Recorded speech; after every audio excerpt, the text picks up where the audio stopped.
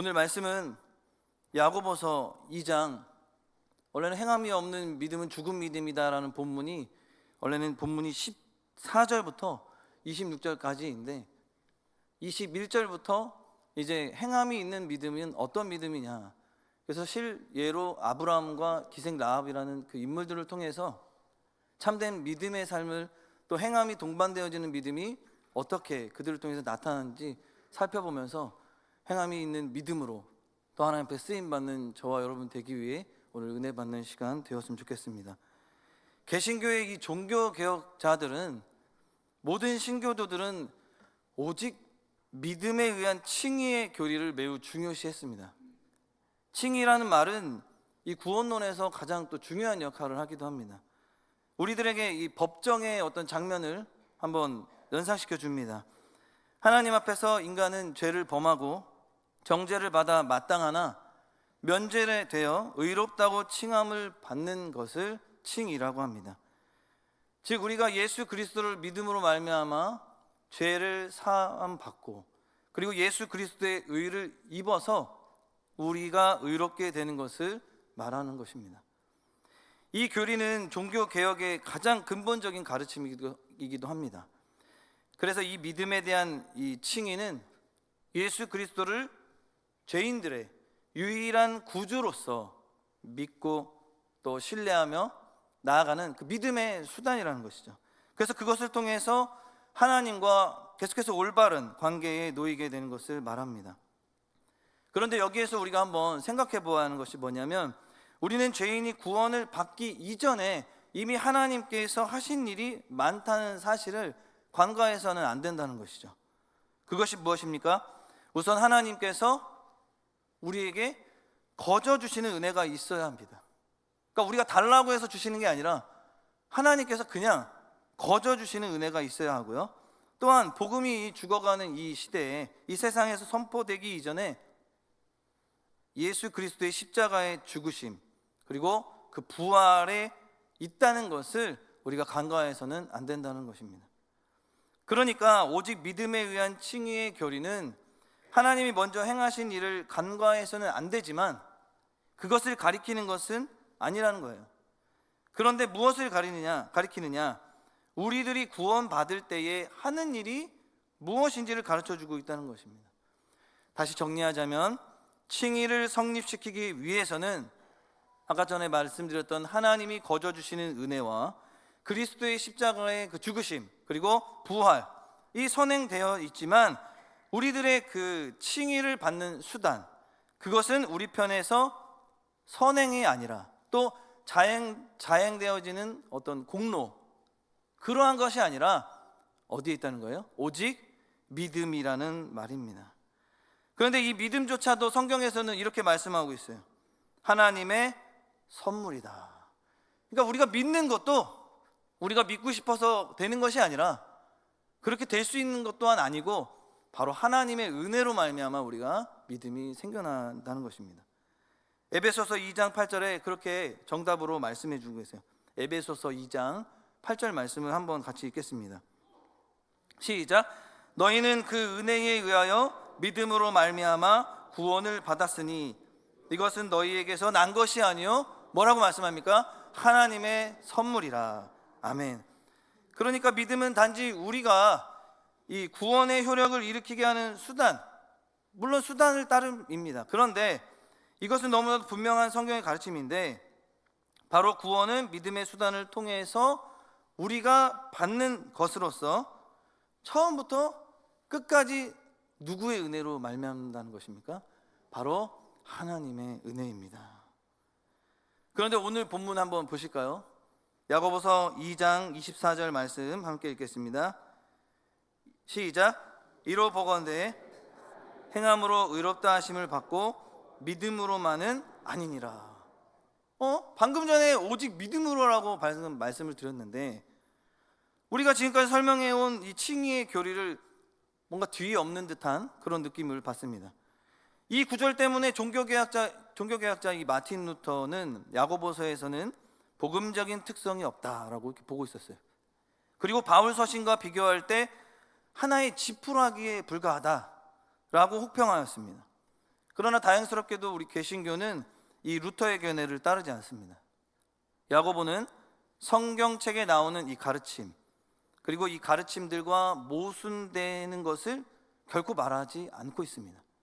바울은 로마서와 갈라디아서에서 칭의의 이 교리를 강론했을 때, 물론 이제 피상적으로 봤을 때 야고보서와 전혀 반대되는 내용이긴 합니다.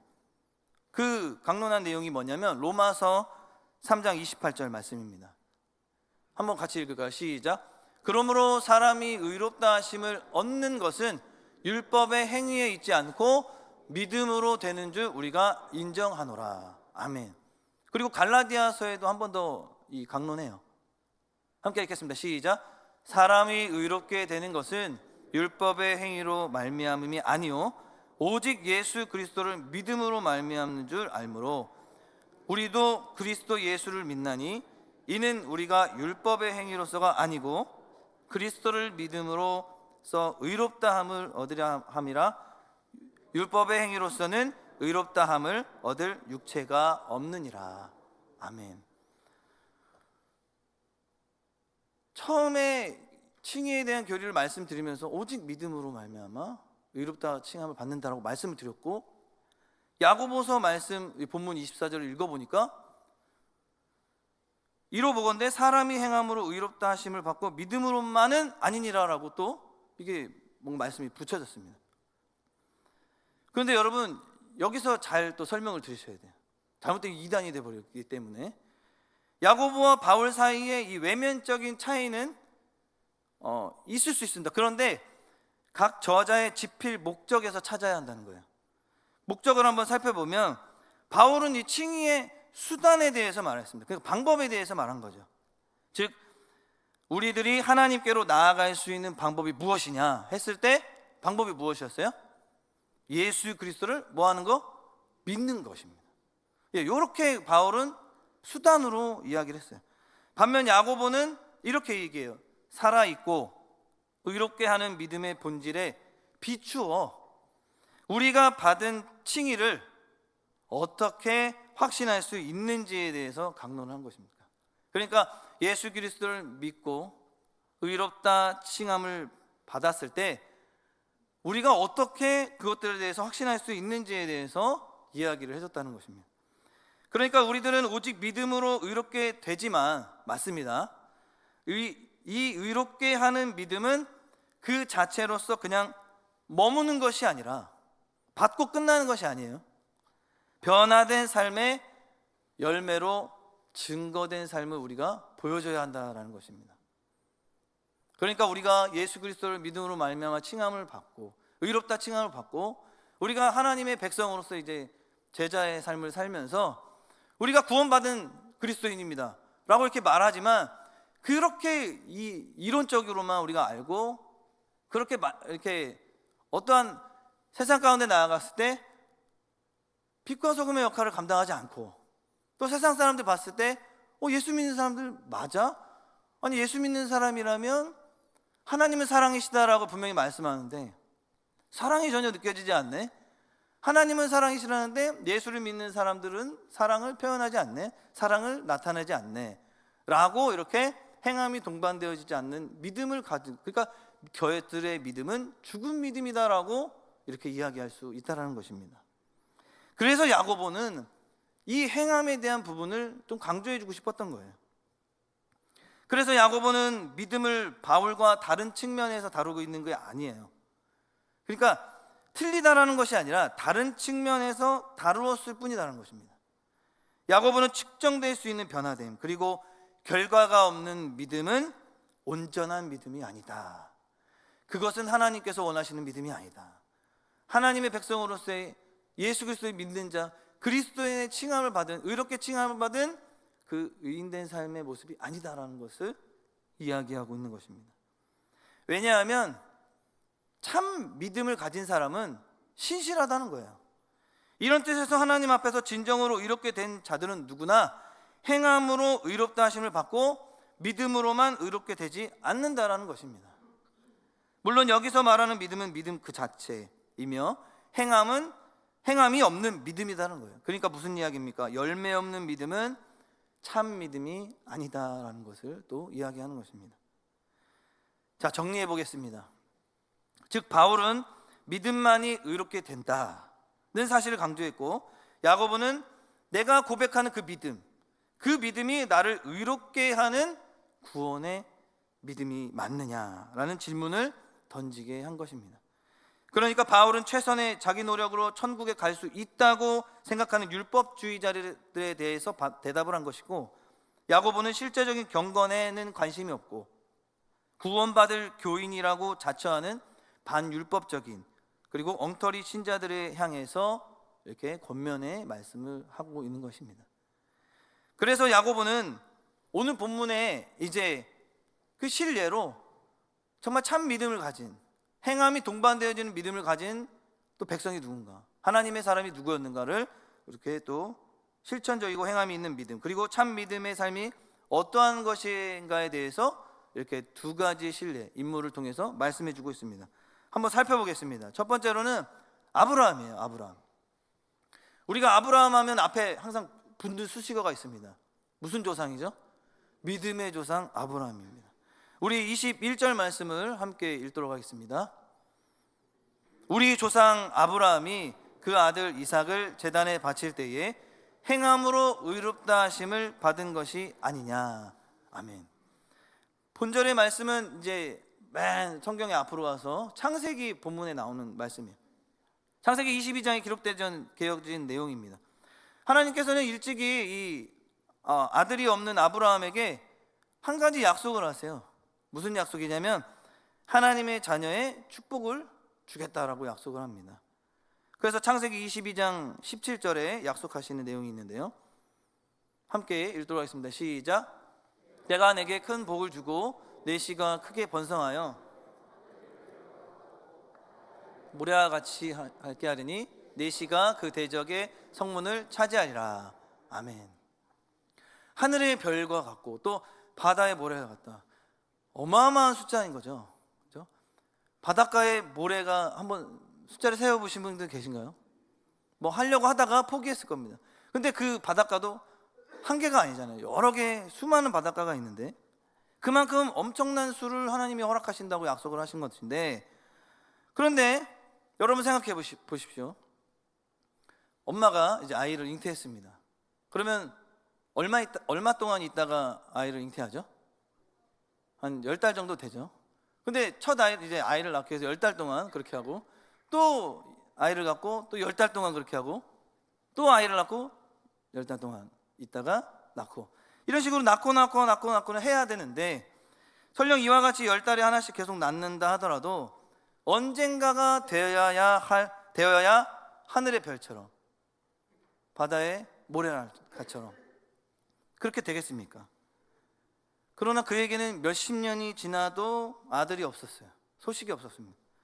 그러니까 아브라함도 사람인지라 긴장이 안 됐겠어요? 주신다고 했는데 왜 이렇게 안 주시지? 아브라함도 생각했을 때 흔들림이 없는 사람이요 또 온전한 사람으로 생각할 수 우리가 있지만, 사실상 아브라함도 인간이었습니다. 사람이었어요.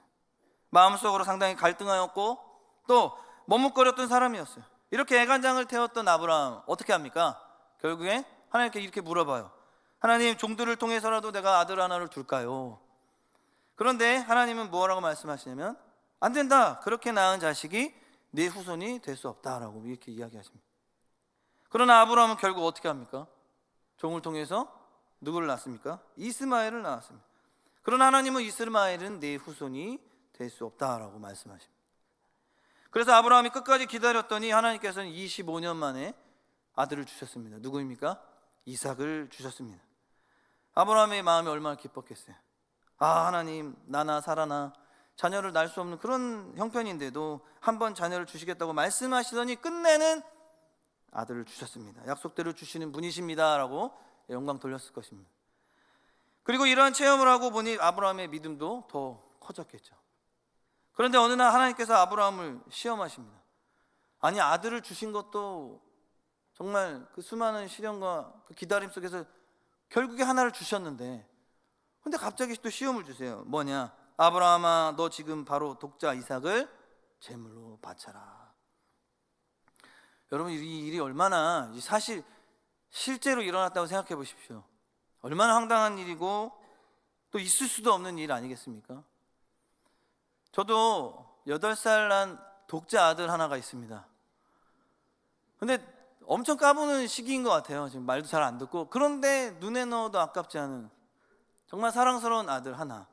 그런데 그런 아들을 제물로 바치라는 이야기는 무슨 이야기입니까? 죽이라는 거잖아요. 네. 여러분들은 자녀를 그렇게 사랑하지 않으십니까?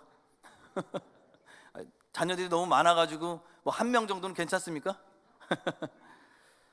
근데 아브라함은 또 인간인지라 굉장히 뭔가 이 흔들림과 마음의 충격이 있었을 것 같아요.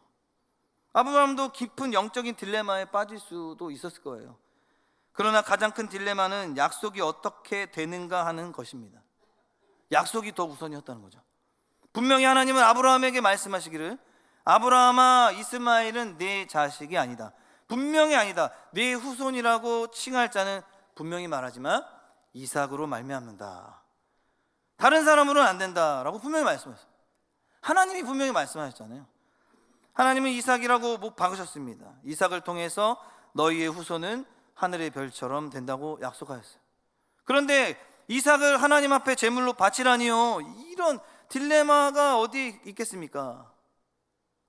그런데 그렇게 되면 이삭은 죽는데, 그럼 하나님의 약속은 어떻게 되는 거예요? 약속이 불발되는 거죠. 어기게 되는 거라고 생각됐죠. 그런데 정답은 성경에 분명히 나와 있습니다. 우리 다 같이 히브리서 11장 17절에 19절까지의 말씀을 제가 읽어드리겠습니다. 17절 19절입니다. 아브라함은 시험을 받을 때에 믿음으로 이삭을 드렸으니 그는 약속들을 받은 자로되 그 외아들을 드렸느니라. 그에게 이미 말씀하시기를 네 자손이라 칭할 자는 이삭으로 말미암음이라 하셨으니 그가 하나님이 능히 이삭을 죽은 자 가운데서 다시 살리실 줄로 생각한지라. 비유컨대 그를 죽은 자 가운데서 도로 받은 것이니라. 아멘. 드렸습니까? 안 드렸습니까? 드렸습니다. 여기서 우리는 아브라함의 이 믿음을 한번 더 살펴볼 필요가 있습니다. 아브라함은 하나님이 이삭을 통해서 자식을 주신다고 약속을 주셨으니 그 약속을 믿었습니다. 그리고 하나님이 약속한 대로 이루어 주실 거라고 생각하기 때문에 이삭을 제물로 바쳤습니다. 그래서 이삭이 죽어 모리아 산에서 제가 되어 나라가 버린다 할지라도 하나님은 다시 어떻게 하실 거라는 믿음이 있었던 거예요. 다시 살려서라도 이삭을 통해서 내 후손, 자손을 주실 것이다 라는 믿음까지도 아브라함에게 있었다는 것입니다. 우리의 믿음은 어떻습니까? 우리는 너무 귀하기 때문에 이걸 어떻게 죽여? 아무리 하나님 약속하셨어도 내가 너무 귀하게 여기는 자녀, 사랑하는 자녀이기 때문에 안 된다 하고서 도망갔을 것입니다. 그러니까 우리의 믿음은 더 나아갈 수 없었겠죠. 그런데 아브라함은 더 나아갔던 거예요. 죽였어도, 이렇게 제물로 발려서 칼로 찔렀어도 하나님이 다시 살리실 것이다, 반드시 살려서라도 이삭을 통해 자손을 주실 것이다 라는 믿음이 있었다는 거예요. 솔직히 실질적으로는 대단한 믿음인 거예요. 그러나 만약에 아브라함이 하나님은 충분히 그렇게 하실 것이다, 분명히 그렇게 하시겠지라고 생각만 하고 제물을 드리지 않았다면 아브라함이 하나님을 믿었다고 할 수 없었을 것이고 성경에도 기록되지 않았을 것입니다. 그가 행하지 못했다면 아브라함의 믿음이 어디에 있었겠습니까? 그래서 행함으로, 오늘 야고보서에서 강조하고 있는 행함으로 믿음은 온전케 된다라고 본문 22절에 말씀하십니다. 본문 22절 말씀입니다. 함께 읽겠습니다. 내가 보거니와 믿음이 그의 행함과 함께 일하고 행함으로 믿음이 어떻게 된다고요? 온전하게 되었느니라. 아멘. 여기에 보면 아브라함은 추상적인 믿음을 가졌던 사람이 아니라 구체적인 이제 그 행함까지도 겸비했던 사람이었다라고 말씀합니다. 믿음과 행함이 바로 하나가 되었을 때 아브라함의 믿음은 바로 누구 앞에서 온전하게 된 거예요? 하나님 앞에서 온전하게 되었다는 것입니다. 그렇습니다, 여러분. 아브라함과 같이 믿음과 행함이 일치될 때 비로소 우리의 믿음은 하나님 앞에서 온전하게 되는 줄 믿으시기 바랍니다. 그래서 순종은 믿음을 그 목적 가운데로 더 가까이 데려다 주게 된다는 거예요. 이러한 믿음이 있고 또 그 순종을 할 때 우리가 행함으로 또 그 목적 가운데 실천으로 그것들을 인도하신다라는 거예요. 선행은 믿음을 증진시키시고 믿음은 선행을 통해서 더욱 드러나게 되는 것입니다. 이것이 의롭게 하는 믿음의 특징이라는 거예요. 야고보의 말 속에는 다음의 질문들이 포함되어 있다고 보아야 합니다. 사랑하는 성도 여러분, 이것이 당신의 믿음입니까? 이것이 당신의 삶입니까? 당신은 과연 경건하게 자라고 있습니까? 우리가 예수 그리스도를 믿는다고 고백했고 우리는 예수 그리스도의 그 구원의 은혜로 말미암아 우리는 구원받은 백성들입니다. 그래서 우리는 구원받은 백성들로서 우리가 예배당에 나와서 하나님을 예배하고 그 십자가의 죽으심과 부활을 믿기에 우리가 죽었을 때에 우리는 그냥 썩지 아니하고 우리는 영원한 생명을 얻어서 천국에 이른다는 그 소망을 가지고 주의 전에 나오는 줄 믿습니다. 그런데 이것이 지식으로만 끝나서는 안 된다는 것이죠. 우리가 그것을 알고 있고 그 믿음대로 우리가 삶을 살아가고 있다면 아브라함의 믿음처럼 우리도 하나님께서 말씀하시면 주님 내가 나아가겠습니다라는, 제가 그렇게 움직이겠습니다라는 행함이 동반되어질 수 있기를 주님의 이름으로 간절히 소망합니다. 그래서 본문 23절에도 말씀해요. 이에 성경에 이른바 아브라함이 하나님을 믿으니 이것을 의로 여기셨다는 말씀이 이루어졌고 그는 하나님의 벗이라 칭함을 받았나니. 아멘. 여러분 평생 함께하는 벗이 있으십니까? 네. 눈에 넣어도 아깝지 않은, 또 평생을 너무 가깝게 지내고 친해서 진솔한 이야기까지 다 하게 되는 그런 벗. 성경은 이삭이 태어나기 약 30년 전에 이미 아브라함이 믿었다고 해요. 그래서 이것을 의로 여기신지라라고 말씀하십니다. 그래서 야고보의 논점은 바로 이런 거예요. 하나님은 아브라함이 이삭을 제물로 바치는 믿음의 시험에 직면하기 약 30년 전에 그를 이미 어떻게 했다는 거예요? 의롭다고 하셨습니다. 그 말은 아브라함이 애초에 가졌던 믿음은 이미 행함이 동반되어지는 믿음, 그래서 참된 믿음이 있었다라는 것입니다. 아브라함은 하나님과 정말 올바른 관계에 있었으며 그의 신실함이 이를 증명했습니다. 그래서 하나님이 말씀하죠. 그는 하나님의 벗. 할렐루야. 우리도 아브라함이 계속해서 주님과의 이 관계, 깊어지는 교제를 통해서 하나님과의 이런 벗으로 믿음이, 그가 하나님을 향한 믿음, 가지고 있는 그 믿음이 계속해서 삶으로 나타나고 행함이 동반되어져서 참 하나님께 영광 돌리는 그 하나님 백성, 그 삶을 하나님과 벗으로 살아가는 그 삶을 우리도 저와 함께 하나님과 그 벗으로 삶을 살아가기를 주님의 이름으로 간절히 소망합니다. 이것이 거룩한 삶, 모든 신자들의 삶 속에서 일어나야 합니다. 하나님을 따르는 실천적인 생활을 통해서 우리들은 주님께로 더 가까이 나가고 그렇게 사용되어져야 합니다. 우리들은 처음 그리스도를 우리의 구조로 신뢰했을 때에 받았던 그 복음의 약속들이 성취되는 것을 보게 됩니다. 그러므로 우리는 예수님의 교훈과 이 모범을 따라 성령을 열매를 맺으면서 삶을 살아가기를 주님의 이름으로 소망합니다. 그리고 또 한 사람 누구입니까? 두 번째로 기생 라합입니다. 어떻게 보면 이 라합의 이름 앞에 무엇이 붙어요? 단어가? 기생이 붙어요. 그러면 보십시오. 두 명의 사람을, 하나님의 사람을 이렇게 비교하고 있는데 너무 비교되지 않습니까? 하나는 정말 하나님 앞에 믿음의 조상으로, 정말 그 가문이 하나님의 택한 백성으로 쫙 내려오는 사람이었고, 하나는 이방 여인입니다. 예. 그러다 보니까 뭔가 차이가 나는 느낌이 들죠. 그래서 우리가 이렇게 생각할 수 있어요. 우리 본문 25절 말씀 한 번 더 읽고 말씀드리겠습니다. 25절 말씀. 또 이와 같이 기생 라합이 사자들을 적대하여 다른 길로 나가게 할 때에 행함으로 의롭다 하심을 받은 것이 아니냐. 아멘. 이 우리 성경에는 기생이라고 하였지만 이 히브리어 언어로 이렇게 또 해석하면 매춘부라는 뜻을 가지고 있어요. 그러니까 어떻게 보면 이 다 해석해 보면 창녀, 음녀, 그리고 아주 천한 여자를 뜻합니다. 그런데 그가 예수님의 족보에 올랐어요. 여기서 우리는 과연 기생이라는 이 이방 여인이 어떻게 하나님 나라의 건축재료로서 온전한가라는 의아심을 갖게 될 수도 있습니다. 그러나 여호수아 2장 9절 13절에도 보면 다 이유가 있습니다. 기생 라합은 정탐꾼들이 자기의 문전에 도착하기 이전에 이미 교인이었음을 우리가 볼 수 있습니다. 자, 이처럼 천한 여자가 예수님을 믿게 되었습니다. 여호수아 2장을 볼 때 우리가 추측하건대 라합은 이스라엘의 역사를 들으면서 이스라엘의 백성들 가운데서 그냥 역사하시는 하나님에 대한 이야기를 들으면서 아, 그래, 나도 하나님 믿어야지 이라고 결심을 하고 이렇게 왔을 것입니다.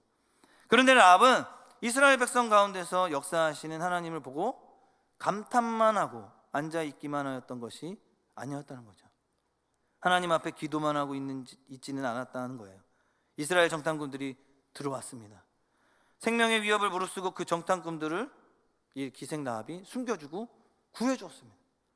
만약 라합이 마음으로만 이스라엘의 하나님이 참 하나님이시라는 사실을 알고 있었지만 이스라엘 정탐꾼들이 살려달라고 하면 들어왔을 때 글쎄요, 아이고 저희 집은 안 되는데요 이렇게 했다면, 그렇게만 하고 전혀 신경 쓰지 않고 자기 일만 하고 앉아 있었다고 하면 그가 하나님을 믿었다고 할 수 있겠습니까?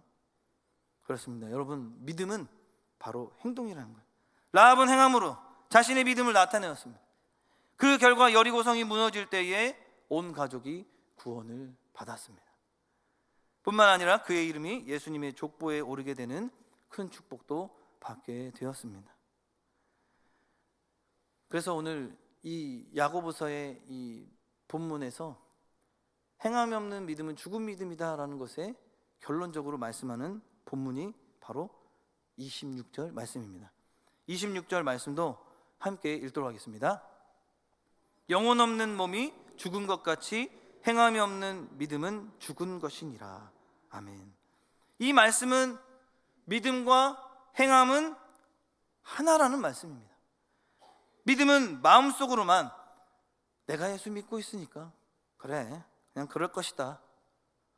내가 하나님 주님 말씀하셔도 아유, 그렇게 주의 일꾼으로 쓰임받을 사람들은 많습니다. 저는 나중에 쓰시죠. 그럴 것입니다. 이렇게 생각만 하고 다음에 제가 기회가 되면 쓰십시오.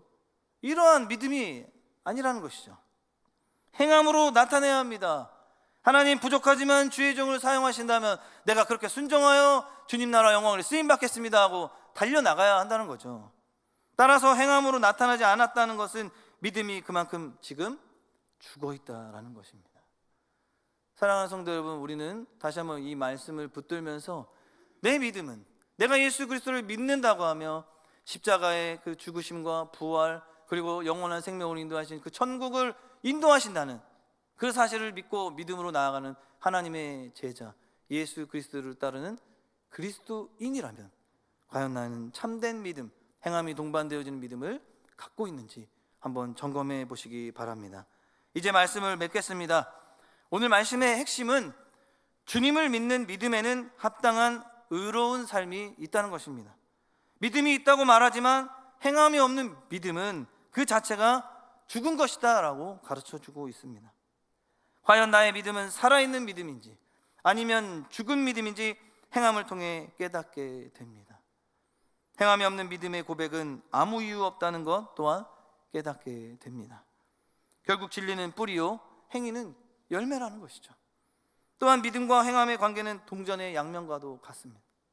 믿음으로 의로워지고 바로 행함으로 믿음이 온전해지기 때문입니다. 즉 참 믿음은 반드시 행위로 우리의 삶 속에서 나타난다는 것입니다. 나무와 열매를 결코 나눌 수가 없듯이 신앙과 행위는 나눌 수가 없는 것입니다. 그래서 세례 요한도 회개를 한 후에 열매를 맺으라고 하였습니다. 삭개오를 보십시오. 예수를 믿고 회개하였는데 그것으로 끝나버렸습니까? 아니었습니다. 어떻게 하였습니까? 그가 참된 회개를 하였다고 하는 사실을 열매로 증거했습니다. 토색하였던 것을 4배로 갚고 또한 재산의 절반을 팔아 가난한 사람들을 위하여 구제하였습니다. 우리는 또한 오늘 아브라함의 믿음을 어떻게 봅니까? 어떻게 인정할 수 있습니까? 그는 행위로 따랐습니다. 아브라함은 주님을 믿는 믿음으로 의롭게 여겨졌고 하나님의 친구로 그를 부르셨습니다. 아브라함의 믿음과 행함과 함께 일하며 또 행함으로 믿음이 온전하게 되었다는 것을 오늘 본문 말씀을 통해 우리에게 가르쳐 줍니다. 기생 라합도 천한 정말 신분이지만 하나님이 그가 하나님을 믿었을 때 그리고 또 행함으로 이렇게 정탐꾼들을 숨겨주며 주님을 향한 살아있는 믿음을 그 또한 보여주었습니다. 그러므로 영혼 없는 몸이 죽은 것 같이 행함이 없는 믿음은 죽은 것임을 우리가 이 시간 깊이 깨닫게 됩니다. 사랑하는 성도 여러분, 우리는 과연 예수 그리스도를 믿고 나를 위해서 십자가를 지신 그 죽으신 구주를 믿고 있습니다. 우리가 과연 살아계신 그 하나님을 분명히 알고 있는데, 그런데 우리는 하나님 말씀을 지식으로만 아는 냉랭한 그리스도인이 아니라 하나님 말씀 앞에서 그 삶에서 사랑으로 실천하는 그리스도인이 되어야 하겠습니다. 바로 이와 같은 믿음이 우리의 인격과 우리의 성품과 우리의 생활에 분명히 열매로 나타나게 될 것입니다.